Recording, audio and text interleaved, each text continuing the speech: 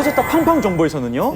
요즘같이 땀도 많이 흘리고 우리 지환 형님 말씀하신 것처럼 달콤한 계절 과일도 많이 먹는 여름이라 더욱 조심해야 한다는 당뇨병에 대해서 짚고 넘어가겠습니다.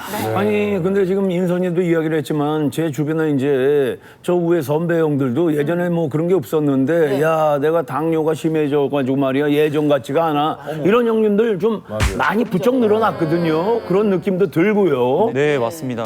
국내의 당뇨병 환자를 살펴보면 2020년에 333만 4천여 명이 있었는데요. 지난해에는 20만 명이 더 늘어서 353만 7천 명을 기록했습니다. 그런데 이 환자 수는 병원 진료 인원입니다. 네, 대한당뇨병학회에서는 당뇨병을 앓으면서도 병원 진료를 받지 않고 있는 잠재적 환자를 고려했을 때 약 500만 명. 환자가 있을 500만 것으로 명이요? 예, 그렇게 추정하고 있습니다. 30세 이상 성인으로 기준으로 봤을 때 7명 중 1명. 예, 그렇게 볼 수 있겠네요. 이제 문제는 이제 흔하다고 해서 심각하지 않은 것은 절대로 아니거든요. 당뇨병은 이제 그 자체의 병도 심각하지만 문제는 온몸에 다양한 합병증을 유발한다는 점입니다. 네, 뇌졸중 등의 뇌혈관 질환부터 해서 망막 질환, 심혈관계 질환, 그래서 족구 변경까지 말 그대로 온몸에 질병을 야기한다고 볼 수 있거든요. 심할 경우에는 의식을 잃거나 사망에 이를 수도 있습니다. 그런데요, 어디서 봤더니 이게 당뇨병이 제1 당뇨병도 있고 제2 당뇨병도 있더라고요.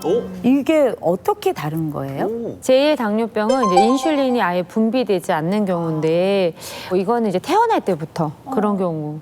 그래서 예전에는 소아당뇨병이라고 불렀었거든요. 그러니까 뭐 후천적으로 생기기는 어렵기 때문에 사실은 예방해야지 한다고 해서 예방되는 병은 아니에요. 제1형은. 그리고 이제 보통 우리 성인이 되어서 뭐 당뇨병에 걸렸다 뭐 이런 것들은 제2형 당뇨병인 거죠. 이 경우에는 이제 인슐린이 분비되기는 하지만 당을 충분히 이제 분해할 수 없을 정도로 적게 분비되거나 또는 인슐린 저항성이 이제 높은 경우 그런 경우고요. 제2 당뇨병의 같은 경우에 물론 가족력도 있고 유전에 의해서도 발생을 할 수 있지만 보통은 고열량이라던가 고지방 같은 이제 식생활, 그 운동 부족, 뭐 이렇게 이제 스트레스 같은 이런 환경적인 요인에 의해서 발생을 하는 경우가 많고요. 그래서 현대 이러면서 환자 수가 점점 더 많아지는 거죠.